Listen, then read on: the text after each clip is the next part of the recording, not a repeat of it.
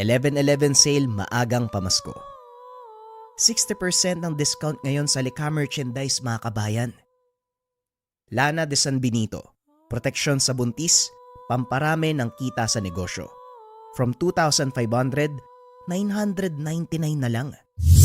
Habak de bala, depensa pangkalahatan, from 2,000 pesos, 999 na lang. Gabay medalyon para sa career, love life, finance at kalusugan. From 1,199, 999 na lang. Habak de lana, kontralason para sa mga mahilig mag-travel. From 999 to 899 na lang. At syempre hindi mawawala ang mga pampaswerte bundle. Bundle 1, mantra bracelet, kandili bracelet version 1. Bundle 2, mantra bracelet, kandili bracelet at gabay medalyon. Promo runs hanggang 15 ng 11:59 PM. Pero yung stocks sa Lika merchandise hindi natin alam kung gaano katagal. As of now, nag-check kami sa Lika merchandise, half na ng stocks natin ang naubos, kaya check out nyo na habang meron pa.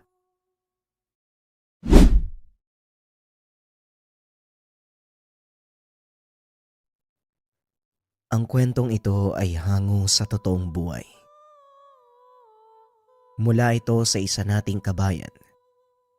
Naitago na lang natin sa pangalang Arnel. Walang eksaktong taon.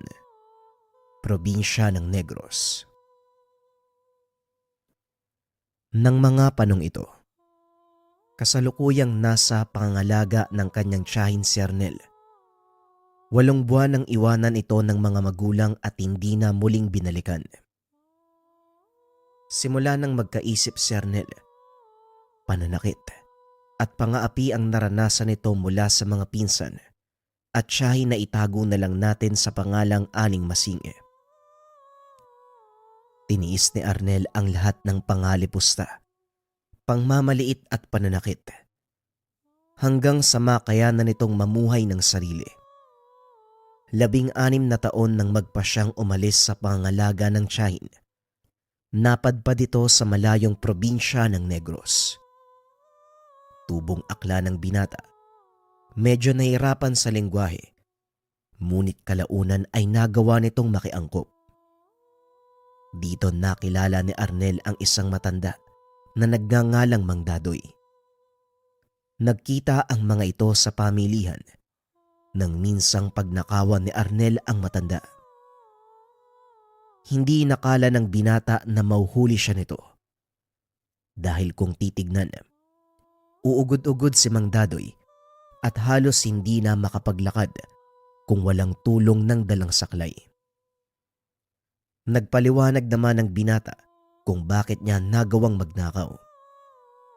Naunawaan ito ni Mang Dadoy at dahil walang kasama sa tahanan, inalok ng matanda si Arnel na doon na pansamantalang manirahan. Wala nang nagawa ang binata. Kinakailangan nito ng matitirahan, lalo pat bago siya sa lugar. Ito ang naging simula ng malaking pagbabago sa buhay ng binata. Nagmamay-ari ng maliit na taniman ng gulay itong si Mang Dadoy. Ito na din ang naging buhay ni Arnel. Maliban sa pagiging magsasaka, kilalang albularyo sa lugar si Mang Dadoy. Hindi lang mga gulay ang nakatanim sa hardin ng matanda, kung hindi pati na rin mga halamang gamot na hindi karaniwang nakikita sa kanilang lugar.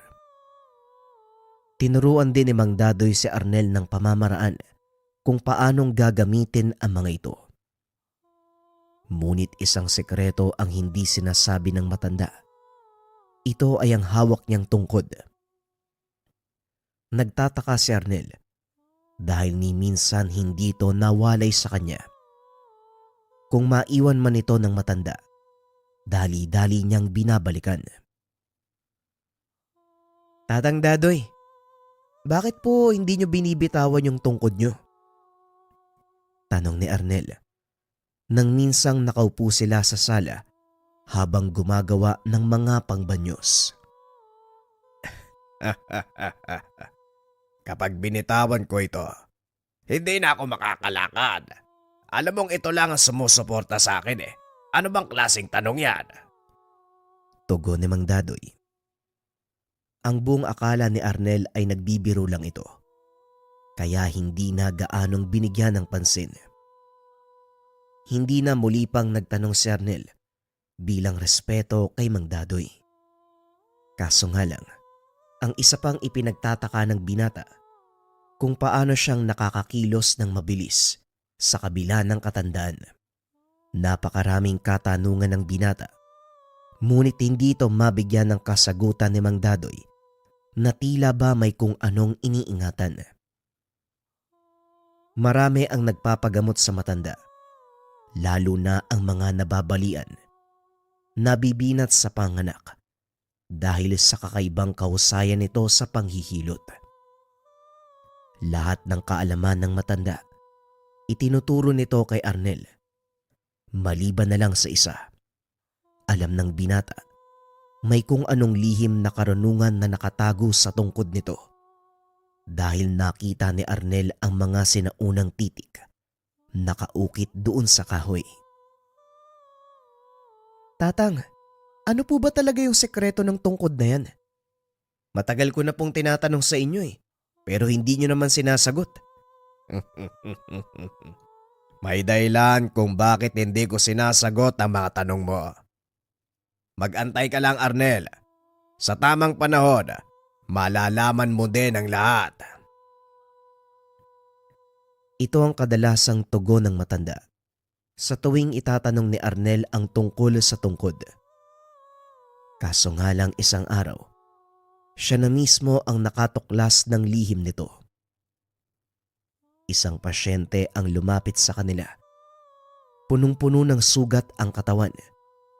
Tila nabubulok na rin ang ilang daliri nito sa kamay at paa.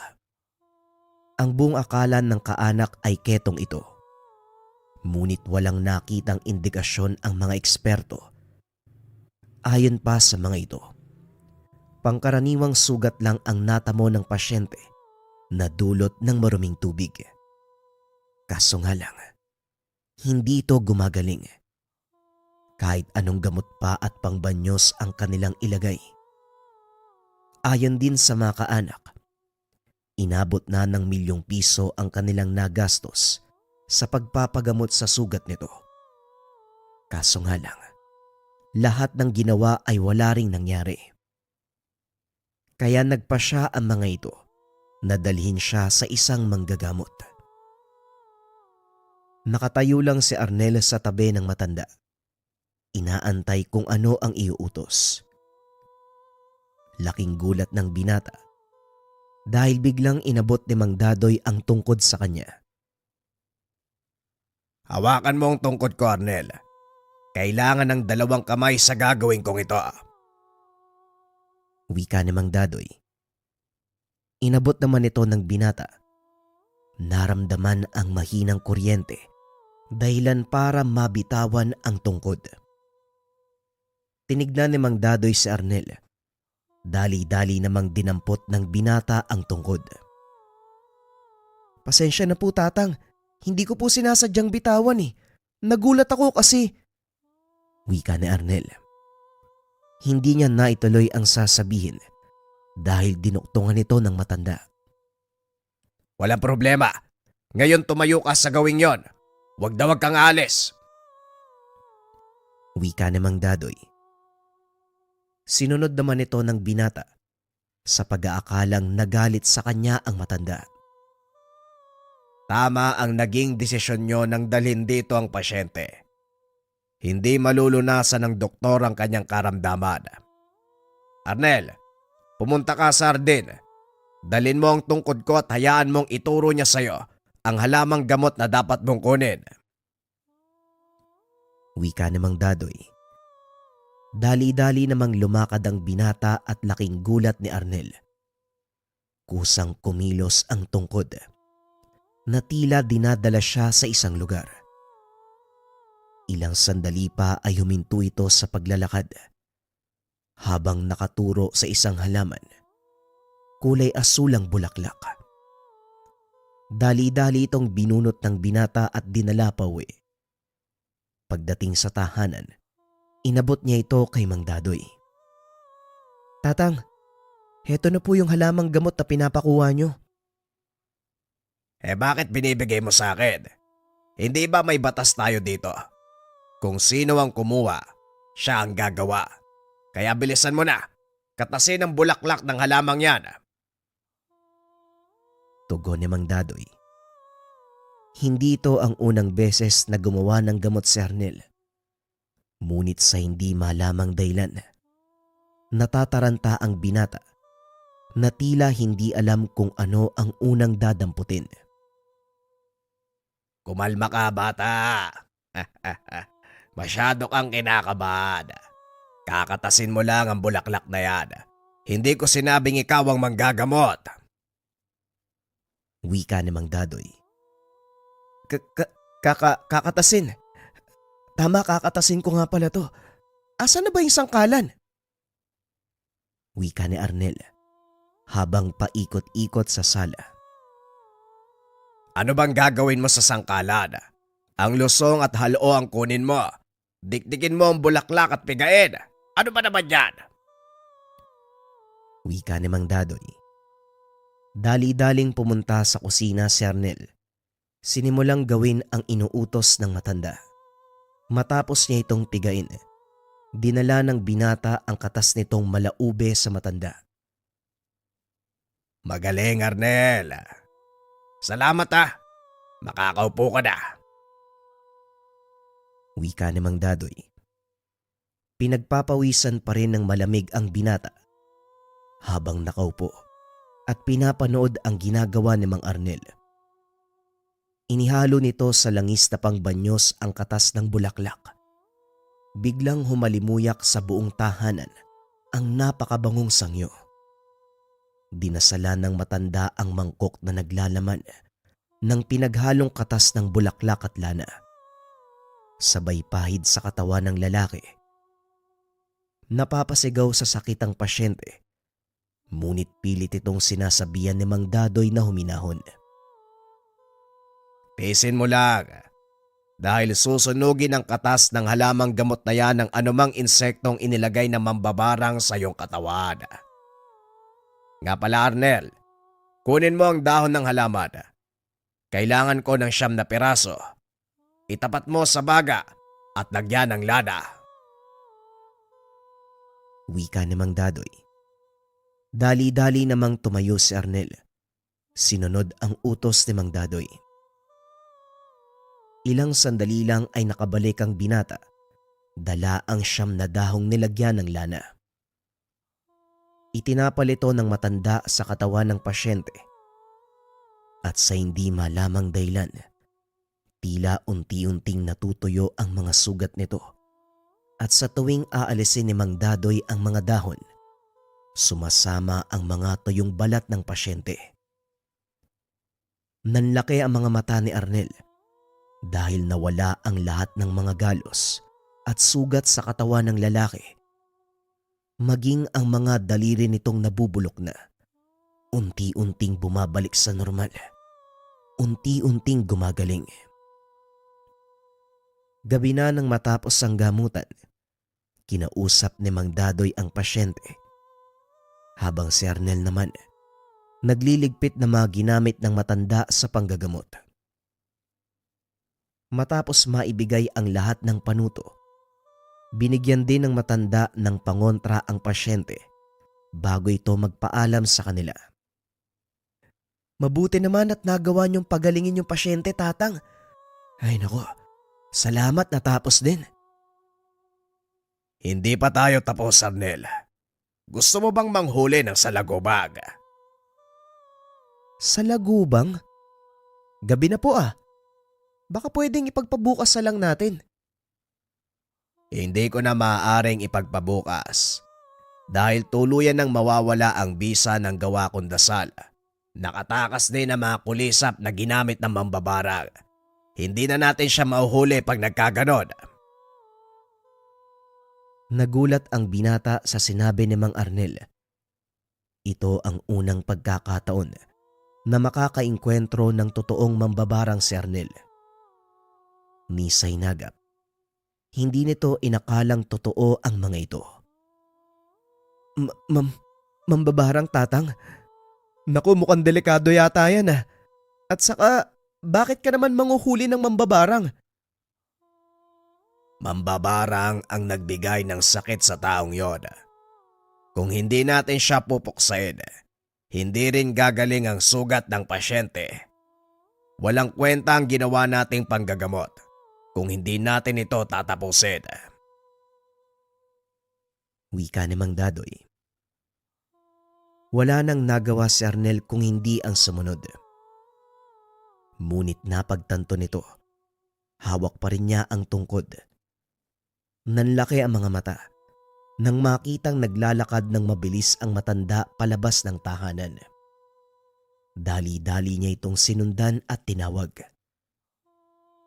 Tatang, sandali lang! Yung tungkod niyo! Wika ni Arnel. Sinabi ko bang iabot mo sa akin? Ala sige, ikaw ang magdala niyan hanggang sa makarating tayo sa tahanan ng mambabarang. Tugon ni Mang Dadoy. Hindi maunawaan ni Arnel ang gustong gawin ng matanda.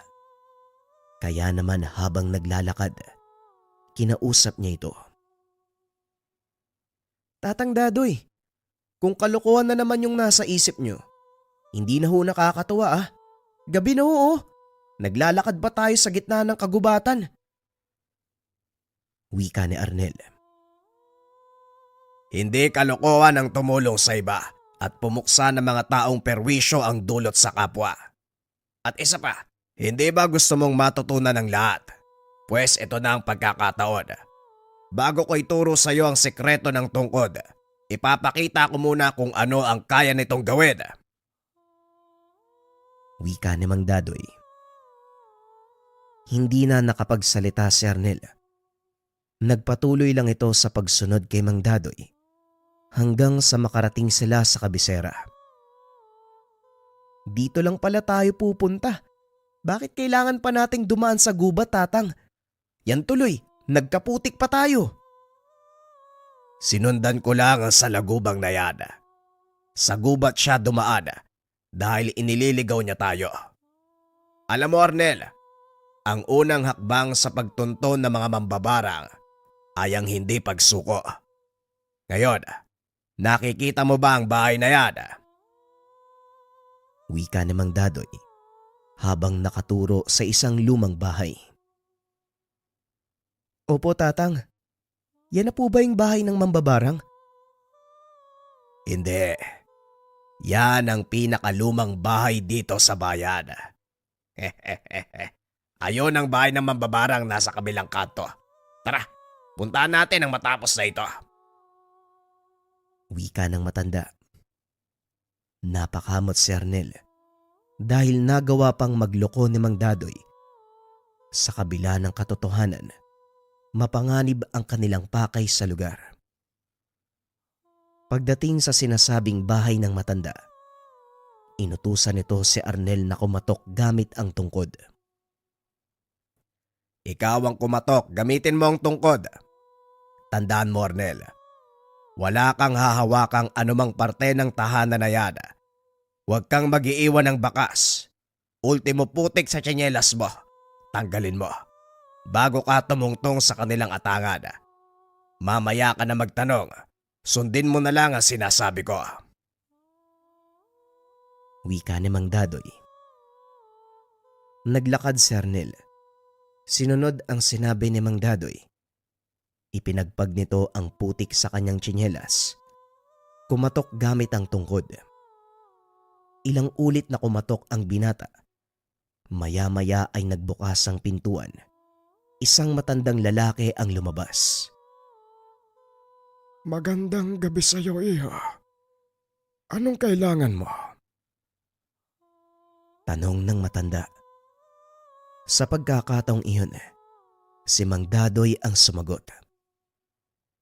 Huwag ka nang magmaang-maangan pa, Melchor. Alam mo kung ano ang pakay namin dito. Bibigyan kita ng pagkakataon. Kalasin mo ang sumpa sa katawan ng naging pasyente ko. Kung hindi, tayo ang magtutuos. Wika ni Mang Dadoy. ikaw ang makikipagdos.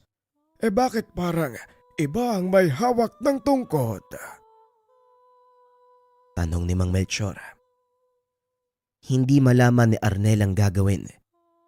Kaya nagpa siya itong maglakad papunta kay Mang Dadoy. Ngunit pinigilan ito ng matanda. Huwag kang aalis sa kinakatayuan mo, Arnel.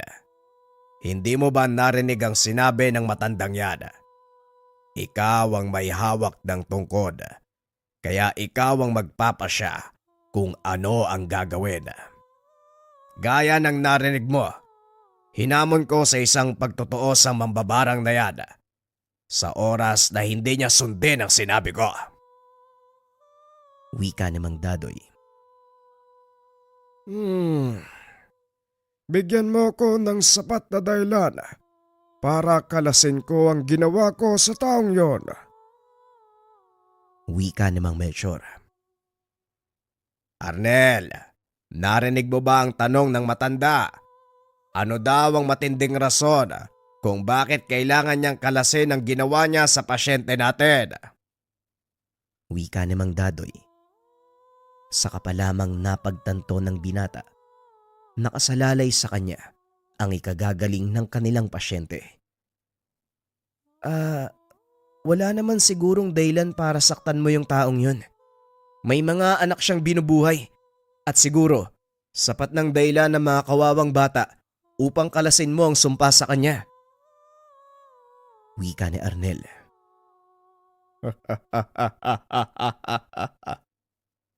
Sa akin, wala siyang personal na kasalanan. Ginawa ko lang ang utos ng taong nagbayad sa akin. Kailangan ko ring mabuhay, iho. Hindi ko alam kung ano ang nagawa niyang kasalanan sa taong iyon. Kaya mas makakabuti siguro kung ikaw na ang magtatanong. Wika ni Mang Melchor. Papasok na sana ito sa tahanan nang muling magsalita si Mang Dadoy. O sige, ganito na lang, Melchor. Makipagmatigasan ka sa akin. Tignan natin kung hanggang saan ang itatagal mo. Bibigyan kita ng isang pagkakataon. Kaso nga lang, parang mas gusto mong pahirapin ang sitwasyon natin. Gaya ng sinabi ko, wala naman akong personal na galit sa taong yon. Trabaho lang, Dadoy. Kailangan kong kumita. Tugon ng matanda. Dito na nag-init ang ulo ni Arnel. Hindi nito matanggap ang mga dahilan ni Mang Melchor. Mawalang galang na po sa inyo, Mang Melchor. Maliho yung gawain nyo eh. Pinagkakakitaan nyo yung buhay ng tao. Pasensya na ho kayo pero hindi ko matatanggap yung bagay na yan. At ano naman ang magagawa ng isang kagaya mong baguhan? Alam mo, iho, hangal din itong maestro mo para isuong ka sa mapanganib na laban nang wala kang kaalam-alam. Ang mabuti pa, umalis na kayo dito bago pa...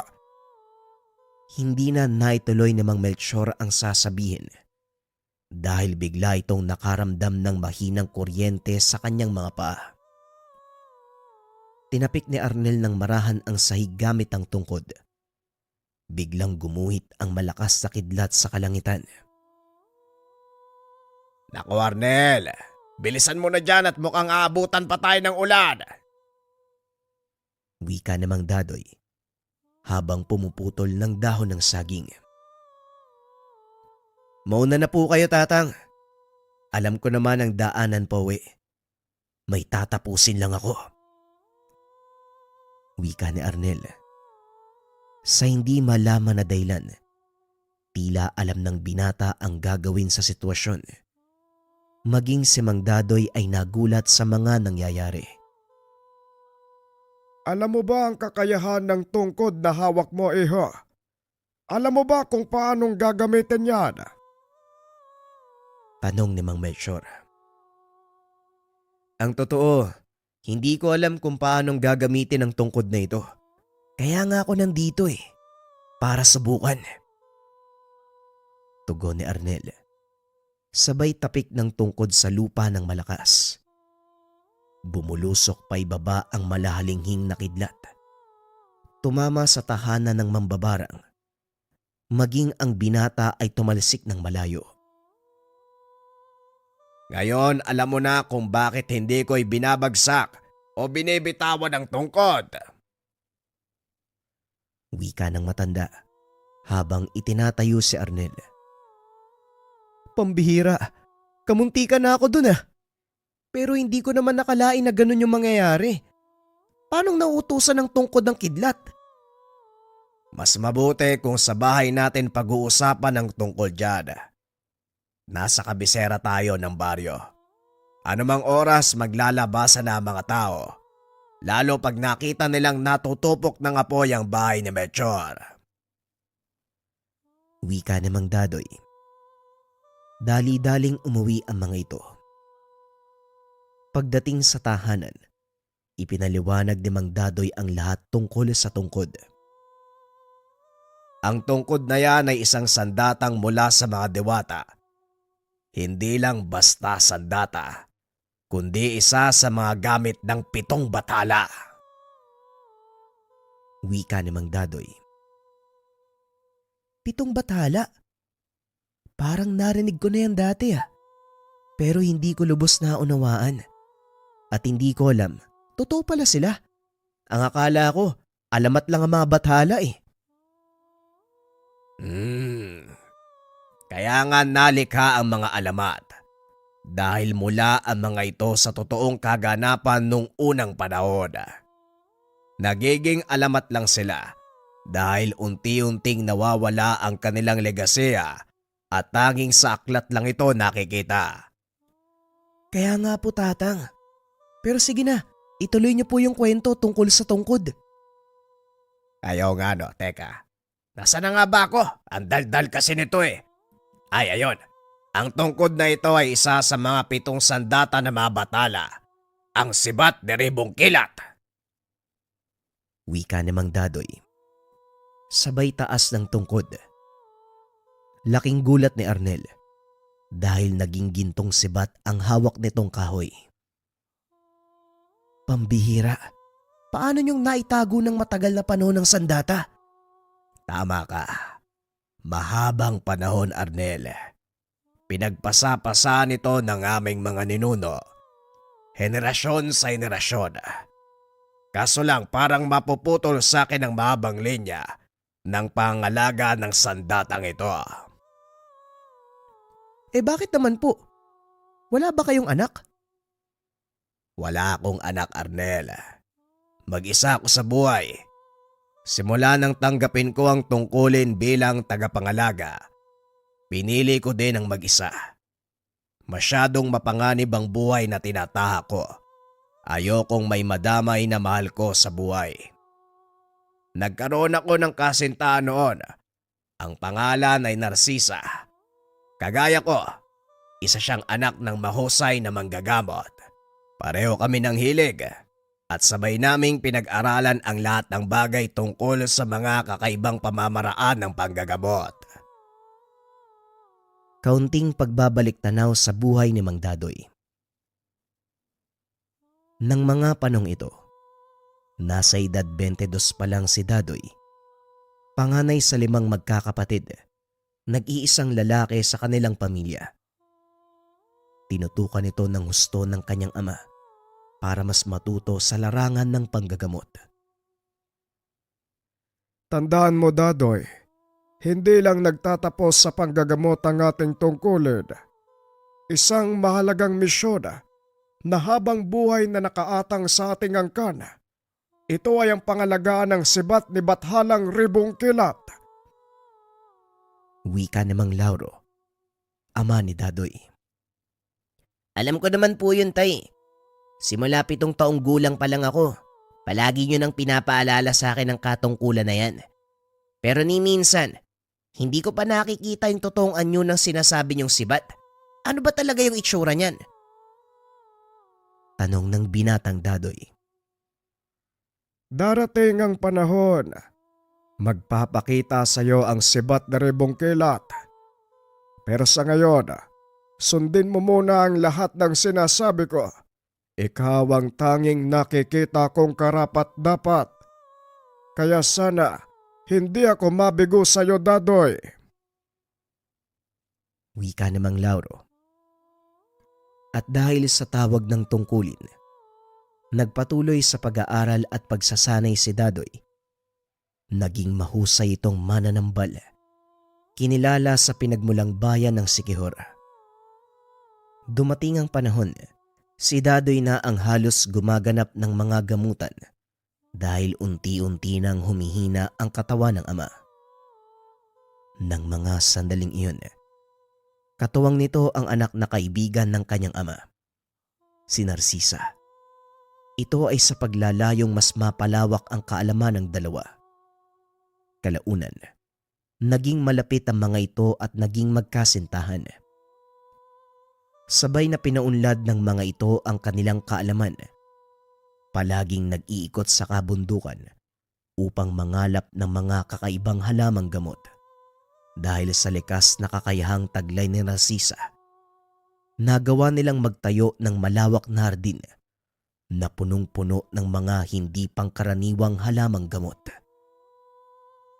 Sa paglipas ng panahon, inipon ni Dadoy ang buto ng bawat uri ng halamang gamot na tumutubo sa lugar para kung sakaling maubos ang mga naunang itinanim, meron silang ipapalit. Maayos naman ang pamumuhay ng mag-anak. Walang gumagambala sa katahimikan ng lugar. Dahil bukod sa kilalang manggagamot ang angkan ni Dadoy, kinakatakutan din ng mga ito bilang mabalasik na mamamatay ng mambabarang. Ngunit dumating ang isang hindi inaasahang sakuna na naging dahilan ng tuluyang pamamaalam ng ama ni Dadoy. Ngunit bago ito mawala, ipinasa niya ang tungkod sa binata. Hindi alam ni Dadoy ang gagawin sa tungkod ng mga oras na yun. Hindi ito lubos na naniniwala sa ama na ang tungkod na ito ay ang mismong sibat na ribong kilat. Ngunit tila pinag-adya ng panahon na malaman ng binata ang nakatagong lihim ng sandata. Kumalat sa buong bayan ang tungkol sa pagkamatay ni Mang Lauro, maging sa mga nakalaban nito at mga kapwa manggagamot na naiinggit sa kanya. Nagkaisa ang mga ito na tuluyang pabagsakin ang lahi ni Mang Lauro. Ito ay sa pamamagitan ng pagpatay sa kanyang mga natitirang kaanak. Walang kaalam-alam si Dadoy na siya na lang ang naiwan sa kanilang magkakapatid. Nalaman na lang niya ito nang makaharap niya ang isa sa mga tao na naghahangad na makuha ang tungkod sa kanilang pangalaga. Ito ay ang kanyang pinsan na si Mauricio. Nasa kalagitnaan ng panggagamot si Dadoy nang biglang dumating ang pangkat nito at sapilitang pinaalis ang mga taong nag-aantay. Nang marinig ni Dadoy ang kaguluhan, dali-dali itong lumabas. Laking gulat ng binata dahil nakita nito na nakatayo sa bakuran ang pinsan. "Magandang hapon sa'yo, pinsan. Matagal na panahon tayong hindi nagkita. At hindi ko alam, patay na pala si Tio Lauro." Wika ni Mauricio. "O Mauricio, patay na si tatay. Kaya hanggat maaari irespeto mo ang kanyang kaluluwa. Nasa kalagitnaan ako ng gamutan. Nakikiusap ako. Antayin mo ako matapos. Doon kita harapin." "Hindi mo na kailangan tapusin ang gamutan. Ako na ang tatapos para sa'yo." Wika ni Mauricio. Matapos ay biglang nangisay ang pasyente. Nalagutan ng hininga. Nagsipagbagsakan din ang ilan sa mga nasa loob ng tahanan, maging si Narcisa, na damay sa mga ito. "Anong ginagawa mo? Wala silang alam sa mga nangyayari, Mauricio. Itigil mo yan!" "Hihinto lang ako. kung ibibigay mo sa akin ang tungkod. Masyado ng mahabang panahon ang pananatili nito sa pangalaga ng sakim mong tatay. Oras naman siguro na ako naman ang mangalaga at gumamit ng taglay na kapangyarihan ni Ribong Kilat. Yun lang ba yung gusto mo? O sige, bibigay ko sa'yo. Basta itigil mo yung ginagawa mo. Wala namang kinalaman yung mga tao dito sa kung ano mang hidwaan natin. Yun naman pala Madali ka naman palang kausap. O sige, tatanggalin ko ang sumpang inilagay sa kanila. Pero, iabot mo muna sa akin ang tungkod. Wika ni Mauricio. Dali-daling kinuha ni Dadoy ang tungkod. Inihagis ito sa pinsan. Hawak mo na ang tungkod. Ngayon pakawalan mo mga tao. Huwag kang mag-alala, Dadoy. May isang salita ako. Wika ni Mauricio. Sa isang pilantik, nawala ang kung anong nararamdaman ng mga tao. Ngayong nakuha mo na ang gusto mo, makakaalis ka na. Pakiusap, wag mo na akong guluhin. Makakaasa ka. At sa pamamagitan ng kapangyarihan ng tungkod na ito, may sasagawa ko na ang matagal na plano ni tatay. Yun ay ang talunin kayo ni Mang Lauro. Nagtagumpay ka na, Mauricio. Ano pa bang gusto mong mangyari? Simple lang. Ang tuluyan kang mawala sa landas ko. Tugon ni Mauricio. Sabay tutok ng tungkod kay Dadoy. Ngunit walang nangyari.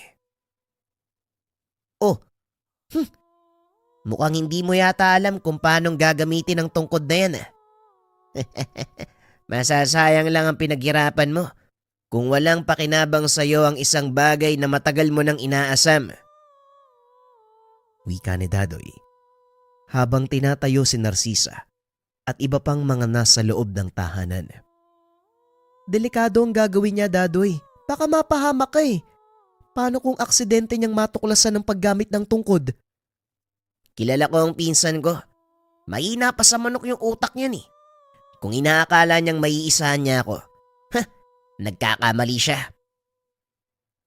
Wika ni Dadoy.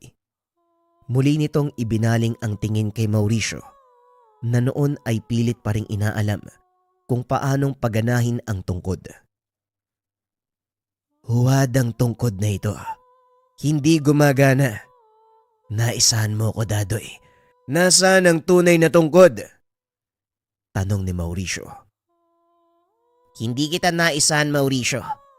Yan ang totoong tungkod. Ngunit gagana lang ito kung ang gagamit ay mula sa angka natin. Baka ikaw ang peke. Pangaasar ni Dadoy. Mula ako sa mataas na linya ng ating angkan. Alam nating pareho ang bagay na yon. At kung meron mang karapat dapat sa tungkod na ito, walang iba kung hindi ako. Wika ni Mauricio. O ayan na nga. Hawak mo na nga yung tungkod Ang kailangan mo na lang gawin, patunayang karapat dapat ka para kilalanin kita. Wika ni Dadoy. Nagulat ang binata dahil biglang lumitaw ang isang lalaki sa likod ni Narcisa. Tinutukan ito ng patalim sa leeg.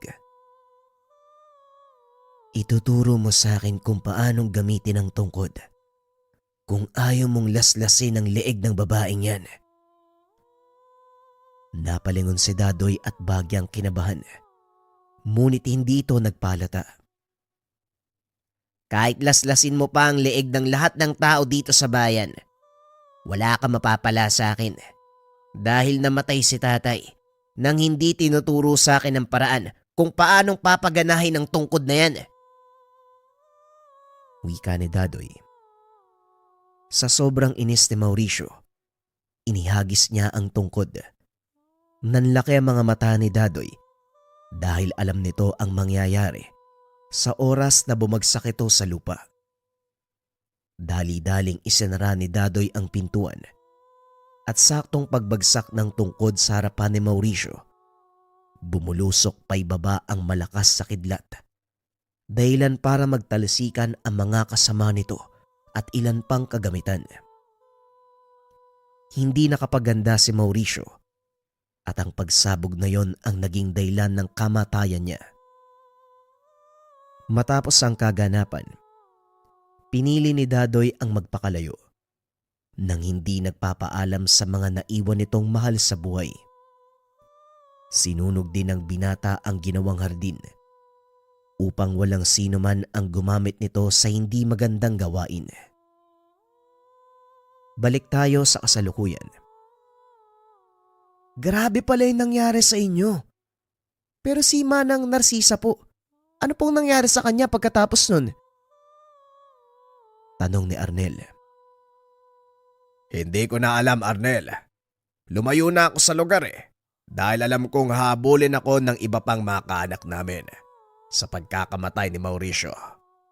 Simula noon, ayoko nang may madamay pa sa delikadong buhay ko. At ngayong alam mo na ang totoo, mag-isip-isip ka na. Manong, buo na po yung desisyon ko At isa pa nandito na ako. Wala nang atrasan yan. O kung ganon, ngayong alam mo na ang magagawa ng tungkod na ito. Sana lang wag kang magpapabulag sa kapangyarihan at sa oras na ikaw ang mangalaga, gamitin mo ang kapangyarihang iyon sa kabutihan. Nagulat si Arnel sa sinabi ng matanda. Tatang, seryoso po ba kayo? Pero sa totoo lang, hindi naman ako naghahangad ng ganitong uri ng kapangyarihan Ang hinahanap ko, buong pamilya sa ilalim ng isang bubong na matatawag mong tahanan. Hinangad ko din ng ganyan, Arnel. Ngunit hindi ko nakamtan. Sana naman may sakatuparan mo ang pangarap na yan. Wika namang Dadoy. Matapos ang pag-uusap na yun, inabot ng matanda ang tungkod sa binata. Bakit niyo po binibigay sa akin yung tungkod? Tanong ni Arnel. Ikaw na ang humawak niyan simula ngayon. Hindi ko nakakailanganin ng ganyang kalakas na kapangyarihan. Nagsisimula ka pa lang, kaya alam kong masigit mong magagamit ang bagay na ito. Wika ng matanda. Tinanggap ni Arnel ang pagbabagong iyon sa kanyang buhay at sa ilalim ng paggabay ni Mang Dadoy, naging kilala siya bilang mananambal sa lugar. Ipinagpatuloy ni Arnel ang sinimula ng matanda dahil unti-unti nang nangihina ang katawan ni Mang Dadoy. Tanging pagtuturo sa pamamagitan ng salita ang nagagawa nito. Tandaan mo, Arnel, ang kapangyarihan ng tungkod ay lalabas lang sa oras na kailangan mo. Wag na wag mong gagamitin sa maling gawa dahil may kaukulan itong kabayaran. Wika ni Mang Dadoy. Paulit-ulit niya itong sinasabi kay Arnel. Hindi naman nakalimutan ng binata ang lahat ng itinuro nito. Hanggang sa isang araw, dumating ang pagkakataong sinubok ang disiplina ng binata. Ipinatawag ito sa kabilang bayan para gamutin ang isang paralitiko. Pasensya na kung hindi ako makakasama sa iyo ha.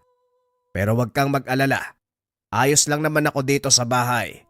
Kaya ko namang kumilos kahit papano. Wika ni Mang Dadoy. Sandali lang naman po ako dun. Magdadala ako ng makakain pag uwi ko. Huwag kayo masyadong kikilos ha. Baka mapano ho kayo. Tugon ni Arnel. Matapos ay nagpaalam na ito. Pagdating sa tahanan ng pasyente, kinausap nito ang kaanak para malaman ang kalagayan ng gagamutin. Nung una, medyo nawirduhan ang mga ito dahil sa dalang tungkod ng binata. Ngunit kalaunan, nakasanayan din nila si Arnel. Ayon sa mga kaanak ng pasyente, Ayaw na itong tanggapin sa mga ospital dahil wala na itong pag-asa. Nahulog sa puno ng nyog ang lalaki habang nangunguha ng tuba. Tumama ang likod nito na naging dahilan para maparalisa ang kalahati ng katawan mula bewang paibaba.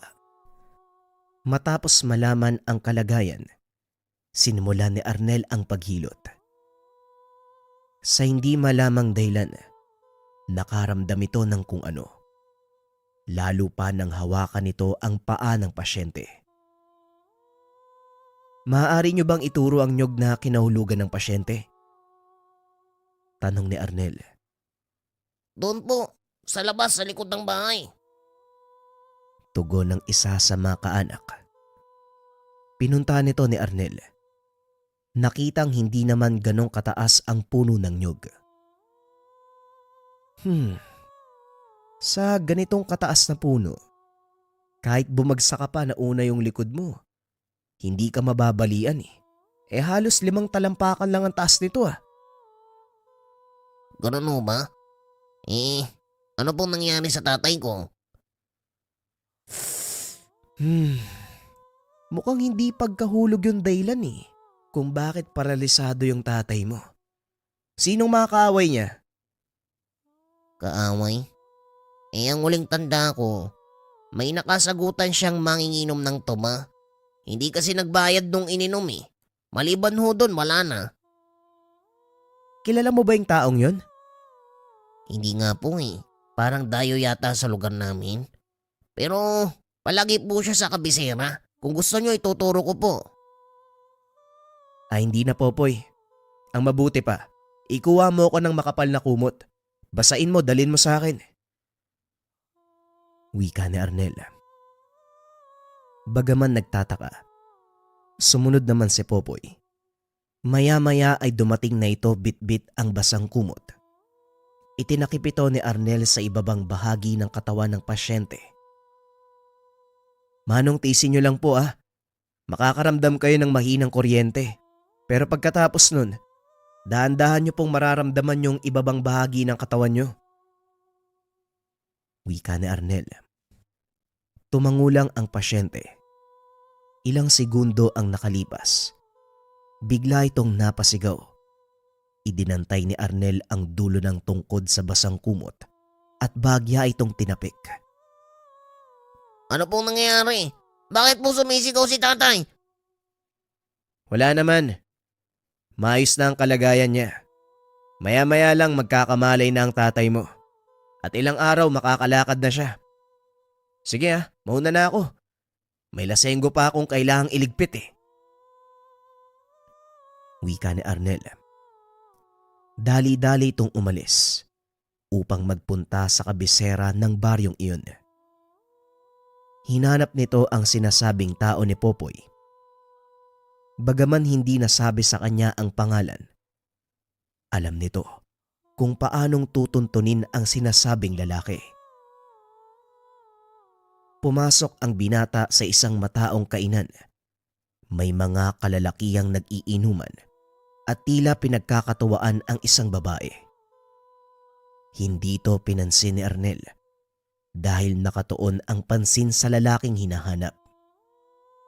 Maya-maya pa, may napaupo sa tapat ng kanyang lamesa. Hindi ka na dapat nagpunta sa lugar na to. Alam mo bang nasa loob ka ng teritoryo ko? Wika ng lalaki. Ganun ba?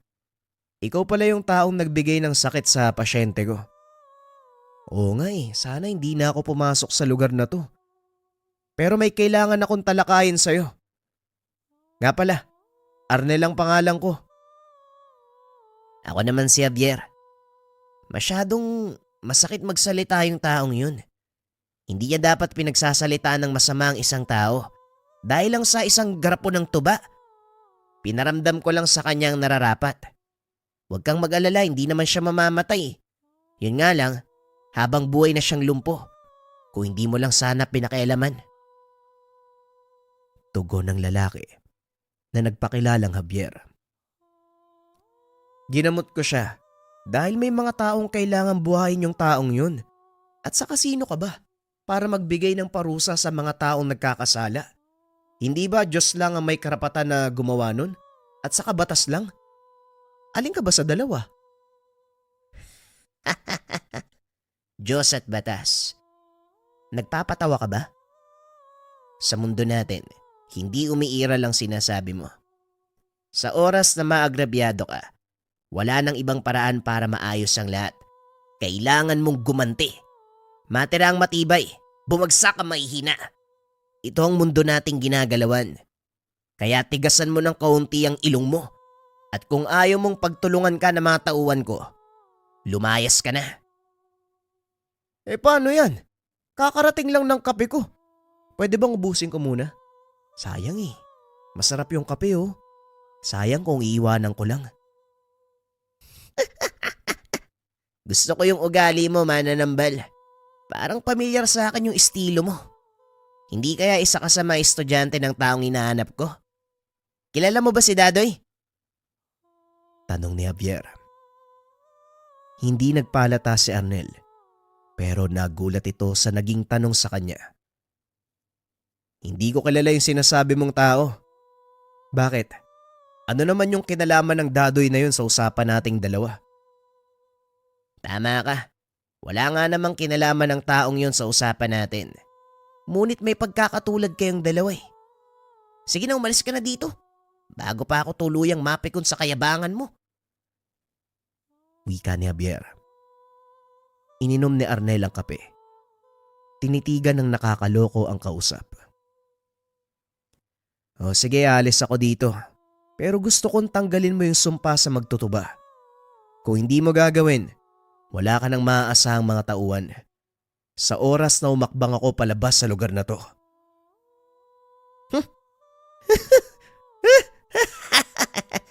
Ang lakas ng loob mo ah.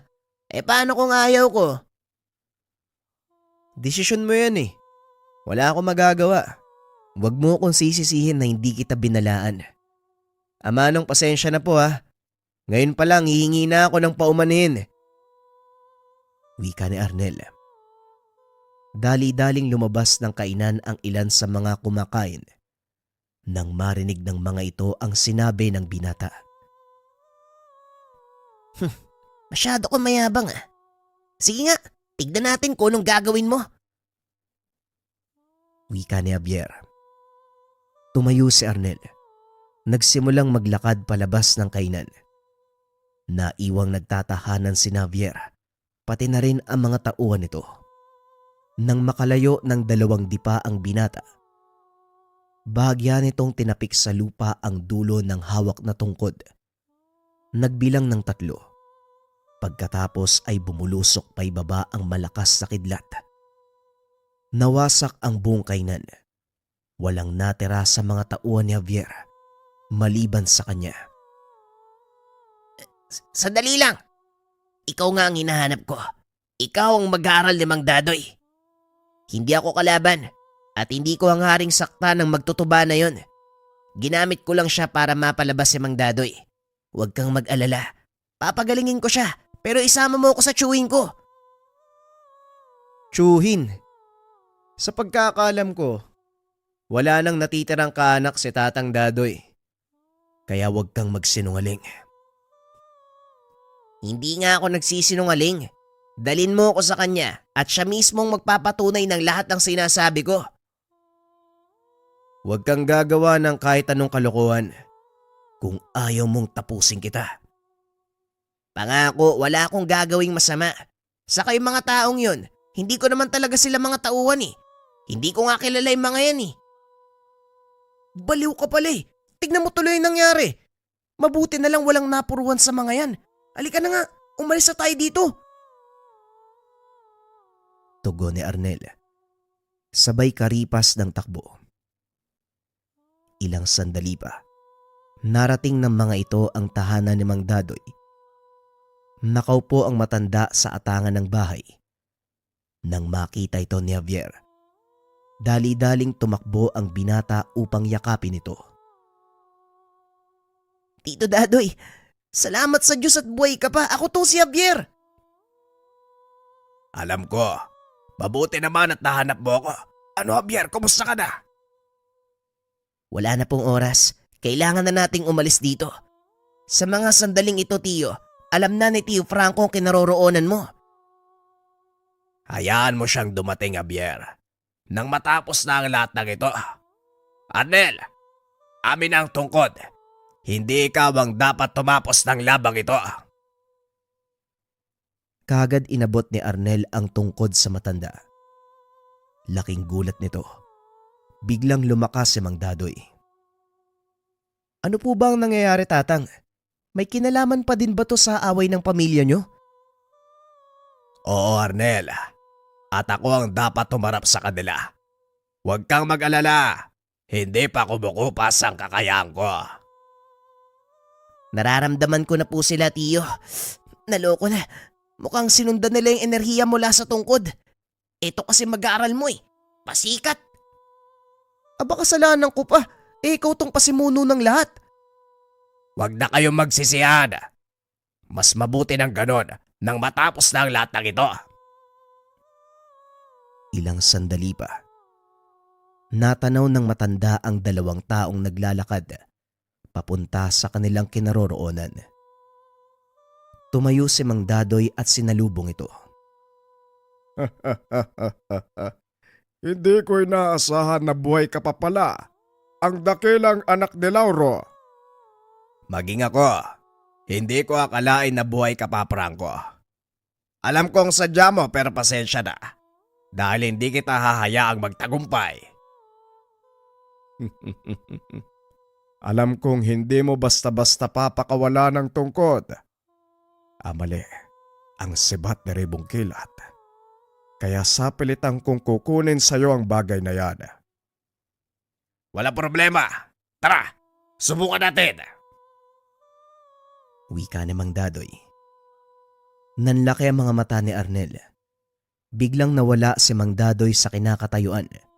Napunta sa likuran ni Franco. Dali-dali itong umiwas, kaya hindi siya natamaan ng kidlat. Mahusay ka pa din lalo na sa pag-ilag at pagtakbo, Franco. Pero tignan natin kung hanggang saan ang bilis mo. Wika ni Mang Dadoy. Tinapik ng mahina ang dulo ng tungkod sa lupa. Muli itong nawala sa kinakatayuan. Ilang minutong nakalipas bago ito lumitaw. Sa pagkakataong iyon, hawak-hawak na niya ang kasama ni Franco. Bitawan mo! Bitawan mo ang anak ko, Dadoy! Bibitawan ko lang ang binatang ito kung mangangako kang hindi na babalik. Alam mong hindi dapat mapunta sa mga kamay niyo ang tungkod, pero napakamapilit niyo. Lumayo na nga ako pero kayo pa rin tong sunod ng sunod. Kailangan ko ang kapangyarihan ng tungkod, Dadoy, para ibalik ang aking asawa. Baliw ka, Franco. Hindi na may babalik si Narcisa. Bakit hindi mo na lang tanggapin na wala na siya, gaya ng ginawa ko? Hindi, Dadoy. Hindi ako tutulad sa'yo. Tinalikuran mo siya at iniwanan. Hindi mo alam kung anong nangyari sa kanya simula nang umalis ka. Kahit kinasal kami, ikaw pa rin ang laman ng isipan niya. Bagay na lalo kong ikinagalit. Dahil sa kahit anong aspeto, hindi ako nanalo sa'yo. Wika ni Franco sabay sugod. Dali-daling itinulak ni Mang Dadoy ang hawak na binata dahil idadamay niya ito sa pagsaksak sa matanda. Sa kasamaang palad, kasamang nabitawan ni Mang Dadoy ang tungkod. Swerteng napunta ito sa paanan ni Arnel. Dali-dali itong dinampot ng binata at hinampas sa lupa. Sunod-sunod na kidlat ang tumama kay Franco na naging dahilan ng kamatayan nito. Tumayo ang binata, bumunot ng sandata. Pinatay mo ang tatay ko! Wika ng binata sabay sugod, ngunit hinarangan ito ni Tatang Dadoy. Abel, tumigil ka na. Huwag mo nang dagdagan pa ang nawala sa ating pamilya. Magtigil ka na sa paghahangad ng kapangyarihang ito. Hindi na pa sa kamay ng angka natin ang tungkod para pagharian ang mundo ng mga tao, kung hindi para maiwasang mapunta ito sa mga maling kamay. Iniatang sa atin ang pangangalaga ng tungkod, hindi para maging kapangyarihan, kung hindi para pangalagaan ito. Hindi para sa mga mortal ang kapangyarihang taglay ng tungkod na ito. Tignan mo ang maaaring gawin sa kapaligiran. Maling-mali ang iniisip nyo. Nang itinalaga ang pamilya ni Tatang Dadoy bilang tagapangalaga, kailanman hindi naging sakim sa kapangyarihan ng kanilang angkan. Dahan-dahang kumalma ang binata. Binitawan ni Abel ang sandata. Napagtanto na tama ang sinabi ni Arnel. Tama ka. Sa totoo lang, tinatanong ko rin yung sarili ko kung bakit ako sumasang-ayon sa kagustuhan ni tatay. Huli na ang lahat para sabihin ko pa. Hindi na sana ako nakinig. Wala na ako magagawa. Wala na ang aking ama. Nawala man ang tatay mo, hindi ka naman nag-iisa. Nandito si Mang Dadoy. Nandito rin si Javier.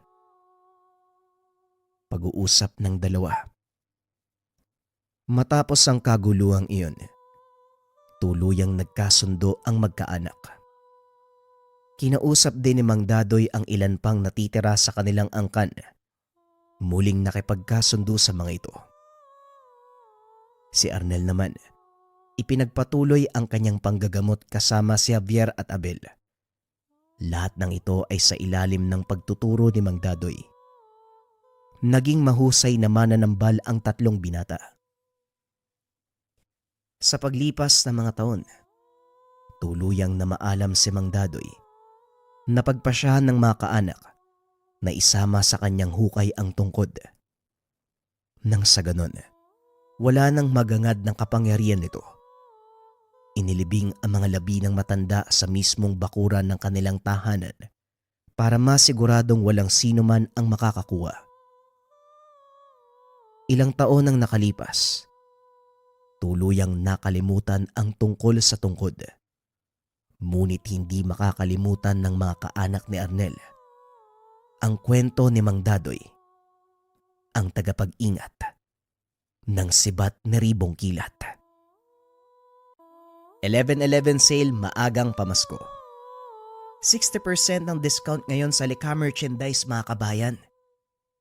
Lana de San Benito, proteksyon sa buntis, pamparami ng kita sa negosyo. From 2,500, 999 na lang. Habak de bala, depensa pangkalahatan, from 2,000 pesos, 999 na lang. Gabay medalyon para sa career, love life, finance at kalusugan.